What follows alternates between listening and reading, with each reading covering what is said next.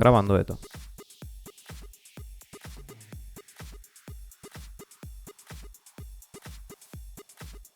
Piensa rápido, es el fármaco de venta libre más seguro, utilizado ampliamente en embarazadas y niños pequeños porque no suele tener consecuencias significativas para la salud. A. Lorazepam. B. Talidomida. C. Paracetamol. O D. Aspirina. Pausa el video y comenta tu respuesta. Si pensabas que te diría paracetamol, lo lamento mucho. Sí, es cierto que es el fármaco más vendido en todo el mundo como el más seguro, pero ¿qué tanto tiene esto de cierto? Hablemos la verdad sobre el paracetamol.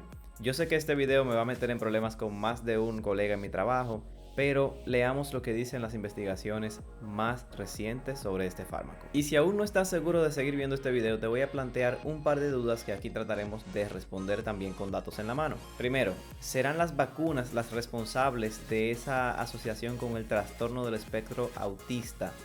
¿O será ese paracetamol que se indica para prevenir la fiebre post vacunación? Por otro lado, ¿puedo o no puedo tomar paracetamol cuando estoy consumiendo alcohol? ¿O tomar alcohol cuando utilizo este fármaco?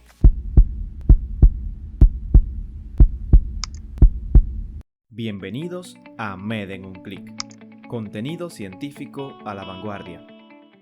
El N-acetil para-aminofenol, también conocido como acetaminofén o acetaminofenol o paracetamol, es el fármaco de venta libre más vendido en el mundo. Es el compuesto principal de más de 600 preparados farmacéuticos distintos que se usan con o sin receta, sobre todo, para tratar el dolor de leve a moderado, así como la fiebre, en todas las edades y prácticamente en todas las condiciones fisiológicas, incluido el embarazo y edades avanzadas. A los médicos, desde el primer día de estudiantes en la carrera, nos dicen que el único fármaco que podemos indicar es paracetamol, que se ha vuelto incluso un meme bastante común, y es que hemos ido creando con el tiempo la percepción de que este fármaco es sencillamente seguro, y hay personas que hasta lo toman de manera preventiva, semanal o diariamente, como si se tratara de una aspirina 81, por ejemplo. E incluso ese, que es un fármaco preventivo, no está indicado para todo el mundo. Pero doctor, ¿el paracetamol es un fármaco seguro según la FDA y la Agencia Europea? Sí. La FDA y la EMA lo tienen como un fármaco seguro para su uso en embarazadas e incluso en madres durante la lactancia, así como en menores. Pero entonces, ¿cuál es el problema? Te lo voy a explicar de la siguiente manera. Empecemos primero con su farmacocinética y pasemos a entender los efectos del paracetamol en el organismo. Luego entonces vas a entender con mucha mayor facilidad por qué no debería utilizarse a ciegas en esta población. En cuanto a su farmacocinética, el paracetamol, después de ser ingerido, cuando hablamos de los preparados orales, ¿verdad?, que son los más frecuentes, se absorbe rápidamente a través del tracto gastrointestinal, alcanzando niveles terapéuticos que van desde los 30 minutos hasta las 2 horas. Su vida media de eliminación alcanza las 2 horas, pero puede prolongarse hasta 17 en pacientes con disfunción hepática, ya que es en el hígado donde se metaboliza.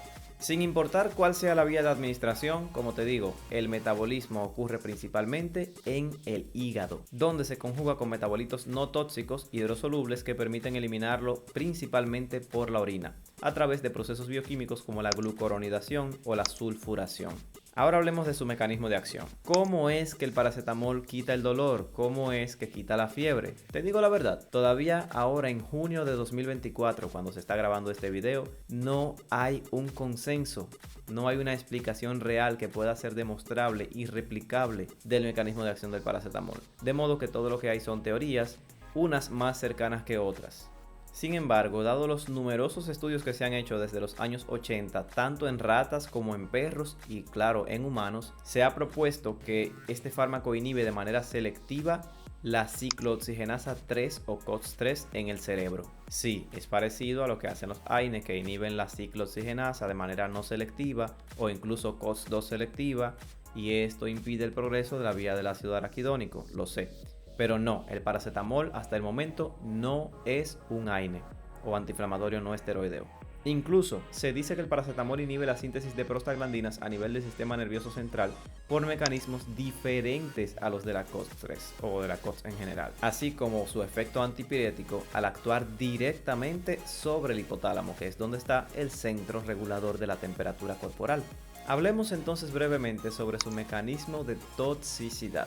El N-acetilparaminofenol o acetaminofén, como le quieras llamar, tiene normalmente un buen índice de seguridad. ¿Qué es lo que nos debe preocupar entonces? Que una pequeña porción de este se metaboliza por un complejo enzimático que ya conocemos bastante llamado citocromo P450, donde se convierte a un metabolito intermediario llamado N-acetilparabenzoquinona imina. Para fines didácticos y más prácticos en este video lo vamos a abreviar NAPQI o NAPQI cariñosamente. Cuando hay una sobredosis de paracetamol, las vías principales se saturan y esto entonces lleva a un aumento, como una vía de rescate por así decirlo, un aumento de la vía del citocromo P450. Eso está excelente porque nos ayuda a eliminar más rápido el paracetamol. Pero ¿qué pasa? Así como se satura la vía de metabolismo, también se saturan las de eliminación. Y cuando aumenta la concentración sérica del NAPQI, ahí es que estamos en problemas. Porque este metabolito intermediario no se va en blanco, tiene efectos tóxicos, principalmente a nivel hepático, como la cetólisis y la necrosis centrolobulillar. En conclusión, daño irreversible del tejido hepático, como si no fuera nada. Y todo esto por tomar paracetamol en exceso o por tomarlo en situaciones donde no se amerita. Vamos empezando por ahí solamente. Todavía no hemos hablado de las estadísticas. Dato curioso, la toxicidad por paracetamol es la segunda causa en el mundo de trasplante hepático, siendo más común en niños pero más mortal en adultos. Ahora bien, nuestro cuerpo es perfecto, ¿verdad? Si se produce el NAPQI o N-acetilparabenzoquinona imina, también tiene que haber una forma de eliminarlo. Claro que sí. Y esto es el glutatión, un antioxidante por excelencia que convierte el NAPQI en marcapato y cisteína, de modo que puede continuar su ciclo siendo eliminado de manera no tóxica al pasar por los tejidos. Pero cuando hay sobredosis de paracetamol o estamos en condiciones de ayuno, aunque sea ayuno temprano, aquí entonces estamos otra vez en problemas. Una vez queda menos del 30% de las reservas de glutatión, que es el que contrarresta esta toxicidad, entonces aumentan significativamente los niveles de NAPQI, causando, como dije antes, daño hepático irreversible. Es decir, que con el tiempo el hígado se puede ir dañando por algo tan sencillo como tomarse algo que supuestamente nos favorece, como un medicamento. Gente que me dice, bueno, porque yo tengo esteatosis grado 2 y 3, porque yo tengo cirrosis hepática si yo nunca he tomado alcohol. Bueno, hay otras cosas que dañan el hígado, entre ellas el fármaco de venta libre que nos han hecho creer que es seguro y que venden hasta en un colmado. Ahora bien, todo lo que les he dicho es un daño que normalmente ocurre a largo plazo. Pero ¿cuál es la dosis tóxica de paracetamol? Normalmente hemos sabido por muchos años que son 4 gramos o 4000 miligramos, teniendo un consumo recomendado de 2 a 3 gramos al día. Cuando se habla de dosis tóxica es que no se debería llegar a los 4 gramos. Sin embargo, el alarmante resultado de estudios recientes del 2020-21 hacia acá nos indica que la dosis tóxica podría estar cerca de los 3 gramos, por lo que nunca deberíamos exceder la misma. Y es tan sencillo tomarnos un preparado de acetaminofén que trae 2 cápsulas de 500 y nos lo tomamos cada 8 o incluso cada 6 horas, porque nos encanta automedicarnos, incluyéndonos a los de la salud. Sí, te descubrí. Te descubrimos. En tanto que la dosis máxima recomendada en niños es de 15 miligramos por kilogramo de peso cada 6 horas, sin exceder jamás los 60 miligramos por kilogramo al día, sumando todas las dosis. Entonces, ¿cuáles son las fases de una intoxicación por paracetamol? O más bien, por su metabolito tóxico, el NAPQI. Vamos a dividirla en 4 etapas y hay que saber identificarla temprano porque cuando ya causa síntomas notables, significa que hay un daño hepático considerable. La primera etapa puede ir de 30 minutos a 24 horas y es la que más pasa desapercibida porque el paciente puede estar 100% asintomático o simplemente presentar náuseas. La segunda etapa va de 18 a 72 horas y puede acompañarse de vómitos y de dolor en el hipocondrio derecho. Ya una tercera etapa de la intoxicación se suele presentar en pacientes que están hospitalizados previamente y es que se da de 72 a 96 horas y en esta ya existe disfunción hepática significativa, además de daño renal, acidosis metabólica, coagulopatías, disfunción metabólica severa y daño cerebral incluso, la famosa encefalopatía hepática. En general, esta es la etapa más común en que se presenta la muerte. La cuarta etapa, que puede ir desde 4 hasta 21 días, es lo que llamamos la fase de regresión o de recuperación cuando hablamos de la famosa curva gaussiana en la historia natural de la enfermedad. Esta etapa solamente aparece en los pacientes que recibieron atención de manera oportuna o que no tuvieron un daño hepático grave, ya que muchos cuando llegan a la tercera etapa lamentablemente no la superan.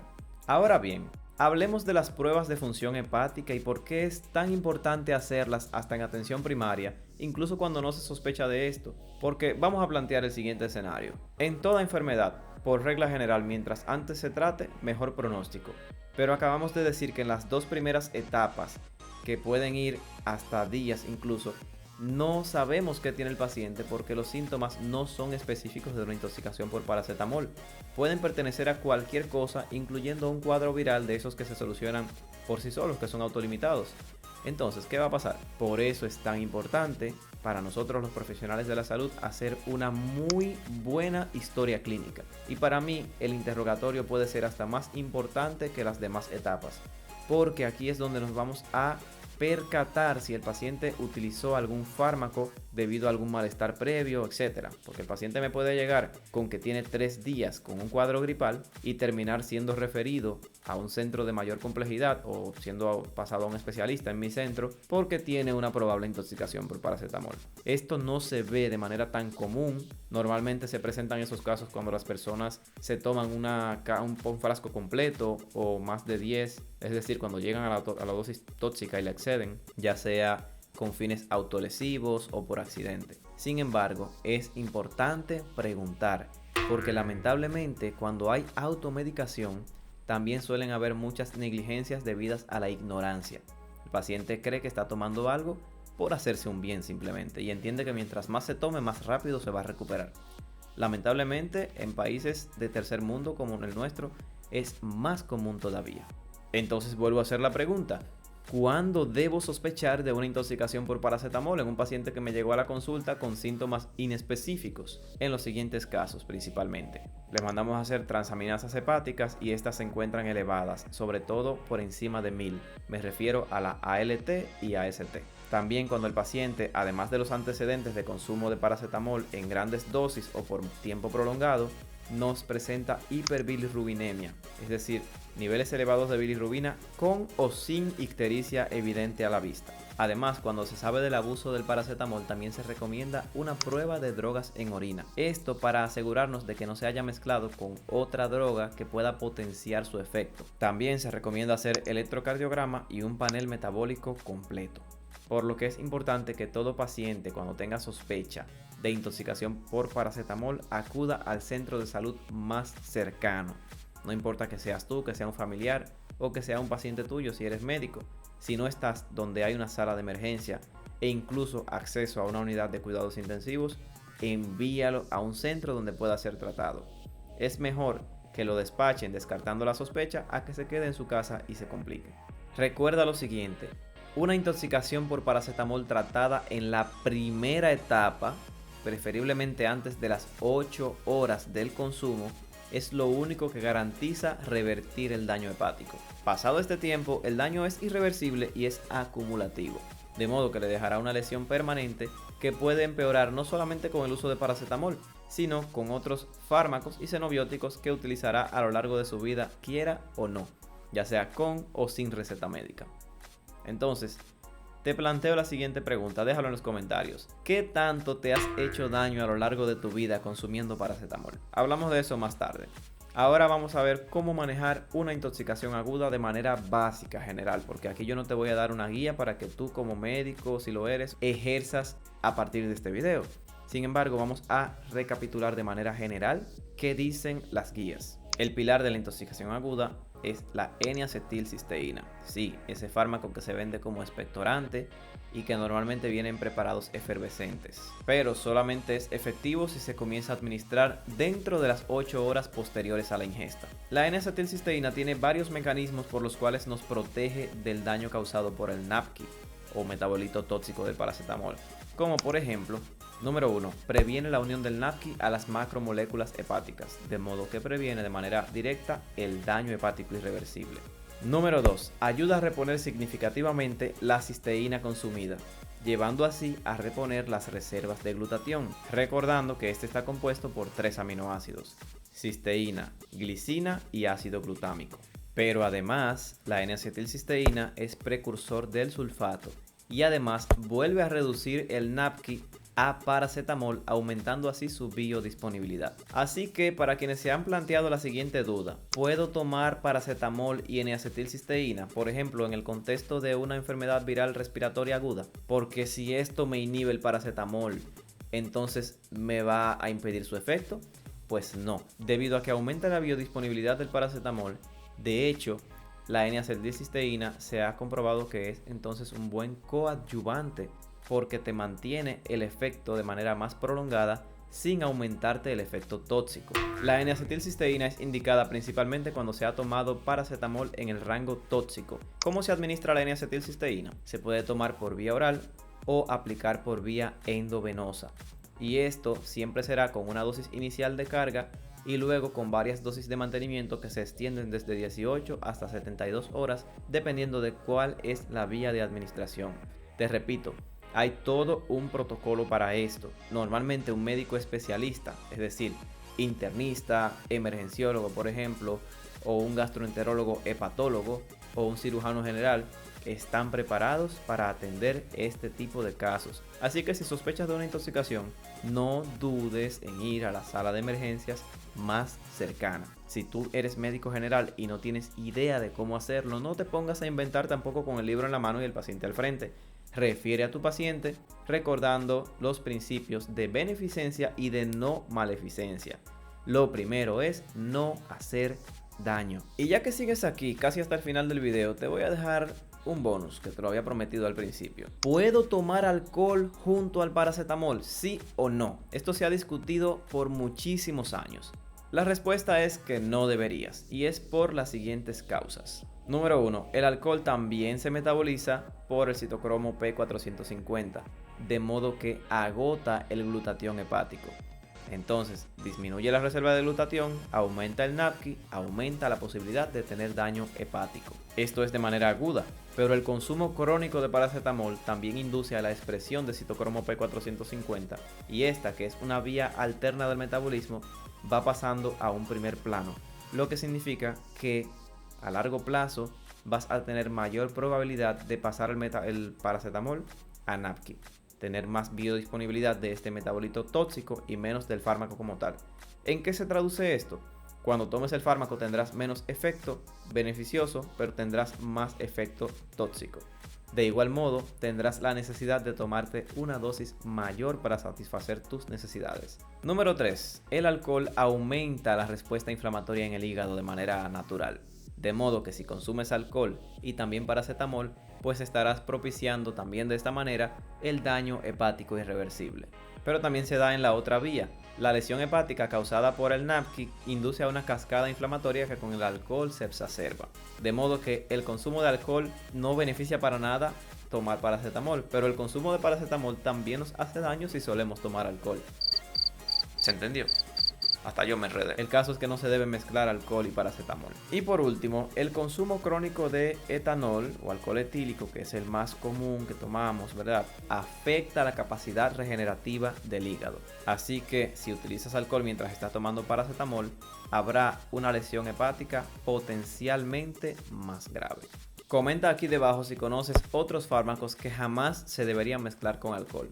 ¿Y cuál de ellos es famoso por el efecto antabús? Ahora bien, nos hemos concentrado demasiado en el temible daño hepático que causa el paracetamol. Sí, es enemigo de tu hígado al igual que el alcohol, pero también pueden ocurrir otros problemas a nivel sistémico. Y hay unos que son muy comunes y hay que tenerles cuidado. Esos otros efectos se asocian casi en su totalidad al consumo excesivo, al consumo sin receta, a la mezcla del paracetamol con otros fármacos o a su uso en personas con patologías subyacentes que no han sido diagnosticadas o que no recibieron una orientación correcta de cómo manejarse. A veces la reciben y no la entienden también. Por ejemplo, se puede presentar a nivel de la piel el famoso síndrome de Stevens-Johnson o la necrólisis epidérmica tóxica, ambas urgencias dermatológicas asociadas con reacciones de hipersensibilidad tipo 4. Estas reacciones implican el desprendimiento de la dermis y apoptosis de la epidermis. Pero mira dónde está el peligro. Pueden iniciar de manera asintomática o simulando una simple gripe. ¿Y qué vas a tomar para el malestar?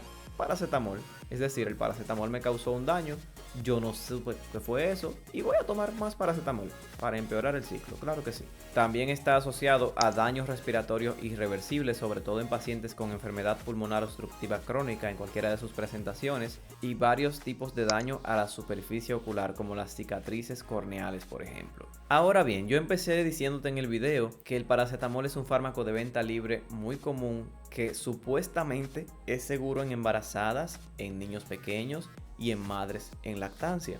Pero ¿por qué yo contradigo esto? No soy yo. Te voy a dejar un pequeño resumen de contenido que estuve investigando, que es reciente, está publicado en revistas de alto renombre, indexado, y realmente son datos alarmantes. Principalmente los problemas en el desarrollo después que las mujeres lo utilizan en el embarazo o se lo dan a los lactantes durante los primeros meses de vida. Si bien es cierto que el paracetamol es una excelente alternativa en embarazadas, que por ejemplo si presentan fiebre, es mejor tratar la fiebre que esperar a que hayan daños irreversibles para ella o para el feto, como daños cardiovasculares o defectos del tubo neural, pues mejor vamos a tratarla, ¿verdad? O que el paracetamol ha venido a sustituir de manera milagrosa prácticamente a la aspirina, que desde los años 80 ya se ha disminuido su uso en niños porque antes estaba muy asociada con el síndrome de Reye. Y ya no tanto porque ya prácticamente no se utiliza en esta población. Entonces se ve muy seguro este fármaco si lo ponemos en la balanza, pero también tiene sus consecuencias. Por ejemplo, numerosas investigaciones de la última década sugieren que el paracetamol en el desarrollo del feto y del recién nacido es considerado un disruptor endocrino. ¿Qué quiere decir esto? Que interfiere con un correcto desarrollo neurológico, urogenital y reproductivo adecuado. Y por otro lado está la famosa relación con los trastornos del espectro autista que se está hablando tanto últimamente. Aquí hay mucha controversia, pero si de algo tenemos seguridad es de lo siguiente. Si bien la palabra asociación no significa causalidad, tampoco existe causalidad sin asociación. Por tanto, yo no te estoy diciendo que creas a ciegas lo que te voy a decir a continuación, sino que lo tomes con pinzas y lo utilices como punto de partida para que hagas tu propia investigación, porque realmente vale la pena leer al respecto. Te pongo en contexto. Por ejemplo, un estudio italiano de gran escala demostró que hasta un 74% de todas las administraciones de paracetamol en un largo periodo fueron aplicadas donde había fiebre de menos de 38.4 grados centígrados. ¿Qué quiere decir esto? Que hay una marcada fobia a la fiebre, porque estos pacientes fueron medicados y no necesariamente estaban en un nivel de epilepsia que fuera dañino para la salud. Recordando que la fiebre en muchos casos puede ser autolimitada y que debe tratarse cuando se sospecha que esta va a empeorar o que se presenta de manera sostenida en el tiempo, o para evitar, mejor dicho, problemas neurológicos y deshidratación moderada o severa. Pero además, aunque el paracetamol no cause tanto daño hepático en los niños como en los adultos, estudios han demostrado una relación interesante. Y es que se ve mayor presencia de los trastornos del espectro autista antes de los 18 meses de vida en pacientes lactantes en los que se aplicó paracetamol durante los primeros 3 meses de vida o que los recibieron sus madres mientras estaban lactando. Uno de esos estudios, realizado en 2008 en San Diego, en la Universidad de California, encontró un riesgo de hasta 6 veces mayor de aparición de trastornos del espectro autista en niños que recibieron paracetamol durante sus primeras vacunas para prevenir la fiebre post-vacunación, ya que observaron que este no es tan frecuente en los niños en cuyo registro aparece que se utilizaron otros antipiréticos como por ejemplo el ibuprofeno, que es un AINE, y a los AINE le tenemos muchísimo miedo. Otro estudio de mayor alcance que involucró 61.000 nacidos vivos en Dinamarca concluyó que el 23% de los casos de trastorno del espectro autista están directamente relacionados con exposiciones al paracetamol, principalmente en los primeros trimestres de vida. Todo esto nos deja mucho que pensar, mucha reflexión y nos lleva a las siguientes conclusiones. Aunque todavía hay mucho por entender al respecto, es crucial que nosotros como profesionales de la salud y que la población en general entienda sobre los efectos negativos del uso y sobre todo del abuso de los fármacos de venta libre, no solamente del paracetamol. Siguiente conclusión. Usted como médico no puede hacer algo simplemente porque otro lo hace, porque para algo estudiamos y para algo tenemos protocolo.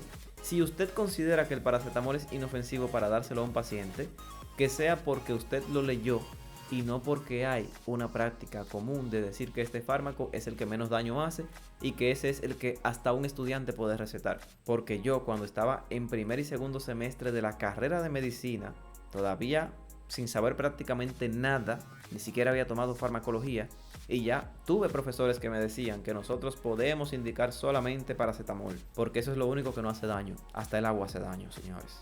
Mi última conclusión. Un uso adecuado, considerando la dosis terapéutica y la dosis tóxica, es seguro. El problema es cuando se utiliza mal. No vamos tampoco a satanizar un fármaco. Por lo que mis recomendaciones para ti son las siguientes. Número 1. Utilizar la dosis más baja y en el menor tiempo posible. No asumas simplemente que una dosis baja no te va a hacer efecto y tomarte 2. Colocar los frascos de este medicamento y de otros fuera del alcance de los niños. Consultar a tu médico para la dosis recomendada en tu caso particular, recordando que no solamente depende de la edad y de la masa corporal, sino también de condiciones subyacentes, especialmente cuando tienes antecedentes de daño hepático o renal. Aunque suene contradictorio porque su venta es libre en todo el mundo, trata de evitar la automedicación, así sea con paracetamol. Importante, lee siempre la posología que viene adjunta, ese papelito que se abre y se expande dentro del empaque de los fármacos. También es importante que no dejes pasar la fecha de expiración. Evita a toda costa su combinación con otros fármacos, especialmente con la furosemida, benzodiazepinas, fenitoína, valdecoxib o lamotrigina, y por supuesto con el alcohol. Y por último, pero súper importante, evita su uso en ayuno. No por el daño gástrico como hacen los AINE, porque no es tan fuerte en el caso del paracetamol, sino porque el ayuno aumenta su toxicidad por las carencias de los aminoácidos precursores del glutamato, principalmente la cisteína. Agradecemos de manera especial a todos los investigadores que cada día publican sobre este tema, en especial a los que utilizamos en este proyecto y que por supuesto citamos aquí debajo en la descripción del video. Y recuerda, si te gustó este video, no olvides ayudarnos con un me gusta. Y si aún no te has suscrito, hazlo ahí debajo y activa la campanita para que no te pierdas ninguno de nuestros videos. Gracias por formar parte de Med en un Clic.